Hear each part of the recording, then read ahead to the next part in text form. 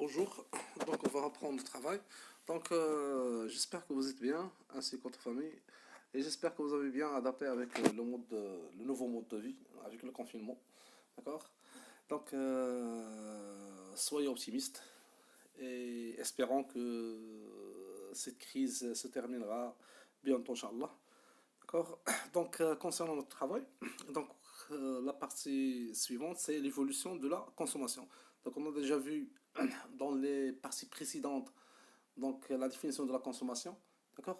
La propension moyenne à consommer, les postes budgétaires, ça veut dire comment on dépense notre budget réservé pour la consommation et que représente chaque poste, ça veut dire l'alimentation, l'habillement, etc. D'accord? Maintenant, on va voir l'évolution de la consommation. Donc, la consommation finale, comme vous savez, que ce soit en qualité ou bien en quantité, d'accord, dépend de plusieurs facteurs. Ça veut dire quoi? Ça veut dire notre consommation ou bien notre comportement de consommation. Donc, plusieurs facteurs qui influencent sur ce comportement. Donc, lorsqu'on veut consommer ou bien lorsqu'on achète quelque chose, donc il y a plusieurs facteurs qui sont derrière pardon, notre choix. Donc, la première des choses, donc les plus importants sont d'abord le revenu. Donc, notre consommation, bien sûr, dépend étroitement à notre revenu. D'accord?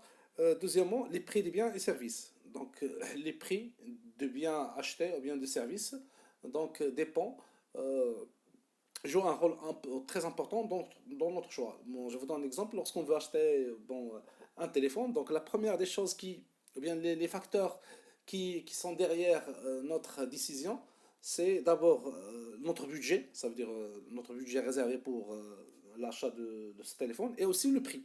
D'accord? Ainsi qu'il y a le progrès technique, la publicité. Bon, la publicité, vous connaissez bien sûr que la publicité, il a un rôle, il joue un rôle psychique, d'accord, sur l'individu lorsqu'il est en train d'acheter quelque chose. Donc il joue un rôle comment on appelle, de trancher la décision. Lorsqu'on est en train de choisir entre plusieurs marques, donc psychiquement, donc on cherche toujours à choisir, ou bien on dirige à choisir, bien sûr, le produit qu'on connaît. Et la connaissance provient de la publicité. D'accord? Et aussi les caractéristiques sociodémographiques, ainsi que notre éducation. Donc la consommation dépend aussi de notre éducation, de notre environnement socio-culturel.